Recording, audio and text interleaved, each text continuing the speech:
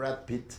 Hi. How are you, Brad? I'm good. How are you? We're gonna talk about Once Upon a Time in Hollywood. Let's do If it. you feel like it. Yeah. So the movie is quite fun, and I think it has a lot to do with the dynamic with you and Leo, and you know how Quentin managed to put you together. It was really automatic for Leo and I. I mean, I've always respected, you know, his choices and the movies he's made. We kind of started at the same time, so we have the same reference points, and you know, we crossed paths throughout the years. And that this one lined up, it was just, it felt easy. You know, we bounced off each other very easy. He's a really giving actor, and come on, lays down some of the funniest scenes ever in this film. We won't spoil it for anyone. But let me say some ultimate breakdowns. Yeah. In the movie, Rick has Cliff. You know, he has you. Yeah. As this confident friend and Yeah. a lot of other stuff that you do for him. Yeah, I'm his girlfriend. Yeah, except being his girlfriend. Yeah, I know. No, I said I'm his gopher. I understood your girlfriend. Yes, sorry. I was like, No. that's weird. I think Quentin cut it out. But I mean, you both have each other. You've been a while in this industry. Who would you say that is like your Cliff, or has been like your Cliff? I mean, we all have that. You know, there's a lot of downtime. There's a lot of, I guess, pressure to figure out a scene, to make something work.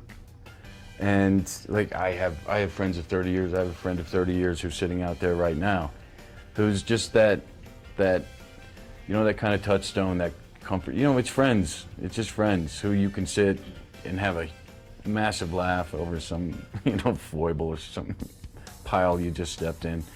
Or, you know, you can sit there quietly and there's just a comfort there, you know. And that's the Cliff Rick relationship. You've dealt with two movies that, with Quentin, that deal with history. You've traveled back in time with him twice. Yeah, that's right. And you've played around, let's say it that way. Yes, fair. Well negotiated. What would you like to go back if you had the chance to do it for a third time with Quentin and live in his own version of the past? Well, you know, I immediately go to, I'd like to hang out with Socrates and see what was going on around that time. But with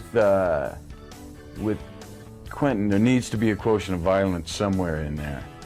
So maybe I'll take, oh my God, I don't know. Could you see Tarantino's version of The Passion of Christ?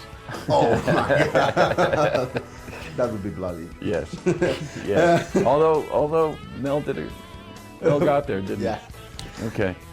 So moving on.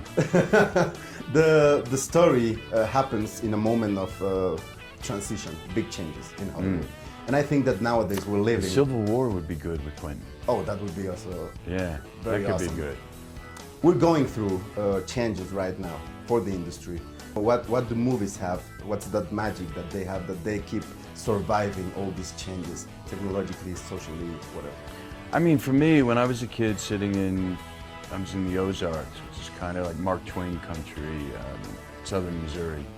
And for me, being in the country, isolated, in a beautiful way, but movies for me were a vision into the world or different cultures or how people handle different situations for good and bad. And I think movies still, you know, the storytelling still works for us maybe in a Joseph Campbell kind of way. I wouldn't know for sure, but there's still, for me, a magic of going in and sitting in a cinema and being transported to another story, and then, you know, walking back out and, you know, getting to think about it and how that affects your life. I think that's still the magic of the communal experience, although it's shrinking. And the big shift now is this move towards, you know, streaming, which is also amazing.